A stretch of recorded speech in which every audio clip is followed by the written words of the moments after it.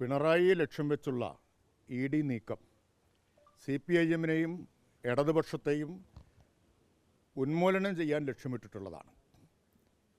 ബംഗാളിലും ത്രിപുരയിലും തെരഞ്ഞെടുപ്പ് പരാജയത്തിന് പിന്നാലെ CPIM-ന് നേരെ നടത്തിയിട്ടുള്ള കിരാതമായിട്ടുള്ള ആക്രമണങ്ങളെ അനുസ്മരിപ്പിക്കുന്ന അതിൻ്റെ മറ്റൊരു രൂപമാണ് ഇപ്പോൾ കേന്ദ്ര ഭരണാധികാരം ഉപയോഗിച്ചുകൊണ്ട് നടത്തിക്കൊണ്ടിരിക്കുന്നത്.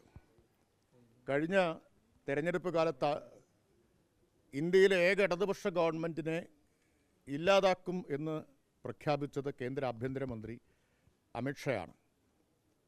എന്തുകൊണ്ടാണ് പിണറായി വിജയനെ അറസ്റ്റ് ചെയ്യാത്തത് എന്ന് ചോദിച്ചത് രാഹുൽ ഗാന്ധിയാണ്. അരവിന്ദ് കെജ്രിവാളിൻ്റെ കാര്യത്തിൽ എന്നതുപോലെ കോൺഗ്രസ് BJP സംയുക്ത നീക്കമാണ് പിണറായിക്കെതിരായിട്ട് നടന്നിട്ടുള്ളത്. അരവിന്ദ് കെജ്രിവാളിനെതിരായിട്ട് പരാതി കൊടുത്തത് PCC പ്രസിഡൻ്റായിരുന്നു, കോൺഗ്രസിൻ്റെ ഡൽഹി പ്രസിഡൻ്റായിരുന്നു. അതിനെ പിന്തുണയ്ക്കുകയാണ് കോൺഗ്രസ് ചെയ്തത്. അവസാന കേസ് എന്തായി നമ്മളെല്ലാവരും കണ്ടു. കോടതി വലിച്ചു കീറി ചവറ്റുകൊട്ടയിലിട്ടു. അതാണ് EDയുടെ വിശ്വാസ്യത എന്ന് ഓർക്കണം. ഇന്ത്യയിൽ ഏറ്റവും വിശ്വാസ്യതയില്ലാത്ത ഒരു അന്വേഷണ ഏജൻസി രാഷ്ട്രീയ വേട്ടയ്ക്ക് മാത്രം പൊതുഖജനാവിലെ പണം ഉപയോഗിച്ച് തീറ്റിപ്പോറ്റുന്നൊരു സംഘമാണ് ED. രാഷ്ട്രീയ ആവശ്യത്തിന് തുടലഴിച്ച് വിടുകയാണ് ഓരോ സ്ഥലത്തും. അതാണിപ്പോൾ ഇവിടെ കാണുന്നത്. ഡൽഹിയിൽ PCC പ്രസിഡൻ്റാണ് കെജ്രിവാളിനെ കൊടുക്കാനുള്ള ഗൂഢാലോചനയ്ക്ക് നേതൃത്വം കൊടുത്തതെങ്കിൽ കേരളത്തിൽ കോൺഗ്രസ് നേതാക്കളാണ്. മാത്യു കൊഴുനാടൻ ഉൾപ്പെടെയുള്ള ആളുകൾ അതിൻ്റെ ഭാഗമാണ്. അപ്പോൾ കോൺഗ്രസ് BJP ഡീൽ ആണ് നമ്മളിപ്പോൾ കാണുന്നത്. ഇതിന് കളമൊരുക്കാൻ വേണ്ടിയാണ് തെരഞ്ഞെടുപ്പ് കാലത്തുടനീളം മുഖ്യമന്ത്രി, ഇപ്പോഴത്തെ മുഖ്യമന്ത്രി VD സതീശൻ CPM BJP ഡീലെന്ന് ഉറക്കെ വിളിച്ചു കൂവിക്കൊണ്ട് നടന്നത്. ഉത്സവപ്പറമ്പിലെ പോക്കറ്റടിക്കാരനെ പോലെ. ഡീല് നേരത്തെ ഉണ്ടായിക്കഴിഞ്ഞിരുന്നു. തെരഞ്ഞെടുപ്പിൽ വളരെ തന്ത്രപരമായി BJP വോട്ട് മറച്ചു കൊടുത്തിട്ടുണ്ട് കോൺഗ്രസ് അധികാരത്തിൽ വരുന്നു എന്ന് ഉറപ്പാക്കാൻ. അതിനുശേഷമുള്ള വേട്ട ഇപ്പോൾ നടക്കുകയാണ്. ഇതിനെ നേരിടാൻ ഇടതുപക്ഷത്തിനറിയാം. ജനങ്ങളെ അണിനിരത്തി രാഷ്ട്രീയമായി നേരിടും, നിയമപരമായി നേരിടേണ്ടത് നിയമപരമായിട്ടും നേരിടും. ഇന്നലെ 40 മിനിറ്റാണല്ലോ മുഖ്യമന്ത്രി സതീശൻ പ്രധാനമന്ത്രിയുമായിട്ട് ചർച്ച നടത്തിയത്. ഇന്ന് രാവിലെ റെയ്ഡ് നടക്കുന്നു. ഇതൊന്നും തമ്മിലൊരു ബന്ധമില്ല എന്നാണോ അരിയാഹാരം കഴിക്കുന്നവരൊക്കെ വിശ്വസിക്കേണ്ടത്? ഈ പ്രധാനമായും VD സതീശൻ മുഖ്യമന്ത്രി ആവുന്നതിന് മുൻപ് തന്നെ മംഗലാപുരത്ത് ഒരു യാത്ര RSS നേതാക്കളെല്ലാം കാണാൻ വേണ്ടി നടത്തി. അതൊക്കെ ഇതിൻ്റെ ഒരു ഗൂഢാലോചനയുടെ ഭാഗമാണോ? വലിയ ഒരു ഗൂഢാലോചന, ഒരു വൻ പദ്ധതി ഇതിൻ്റെ പിന്നിൽ നടന്നിട്ടുണ്ടെന്ന് നമ്മൾ കാണണം. ചാർട്ടർ ചെയ്ത വിമാനത്തിലാണ് VD സതീശൻ പോകുന്നത്.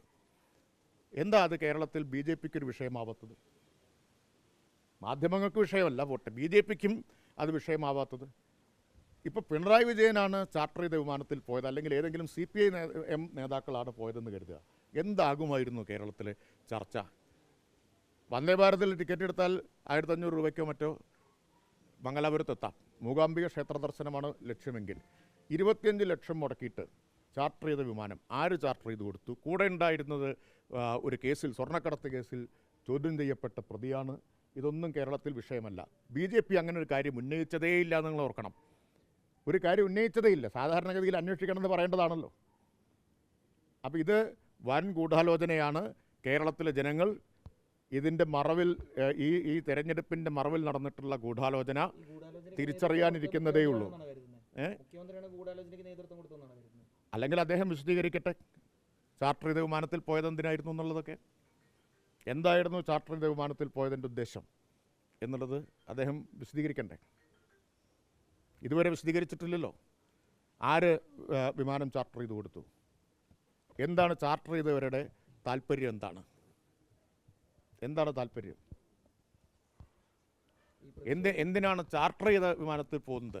വേറെ എന്തെല്ലാം സൗകര്യങ്ങളുണ്ടായിരുന്നു? അപ്പോൾ ഒരു ഗൂഢനീക്കമായതുകൊണ്ടല്ലേ അങ്ങനെ പോയത്? രഹസ്യ നീക്കമായതുകൊണ്ടല്ലേ?